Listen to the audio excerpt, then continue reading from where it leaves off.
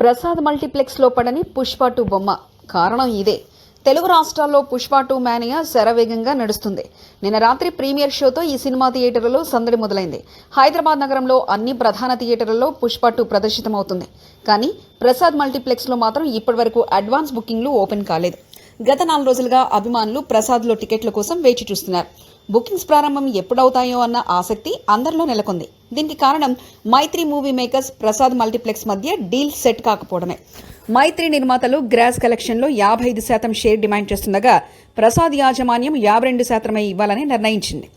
PVR, సినీ police, Asian సినిమాలు 55% షేర్కు అంగీకరించినప్పటికీ ప్రసాద్ మాత్రం ఈ ప్రతిపాదనకు ససెమీరా అంటుంది. 3% అదనపు షేర్ ఇవ్వడం వల్ల భవిష్యత్తులో ప్రతి పెద్ద సినిమాకు ఇదే పరిస్థితి ఎదురవుతుందనే ఆందోళనతో ప్రసాద్ యాజమాన్యం దాస్తారం చూపుతుంది. ఇరుపక్షాల మధ్య చర్చలు కొనసాగుతున్నాయి. తుది నిర్ణయం వస్తే కానీ బల్లి అభిమానులు ప్రియమైన మల్టీప్లెక్స్లో పుష్ప చూడలేని పరిస్థితి ఏర్పడింది.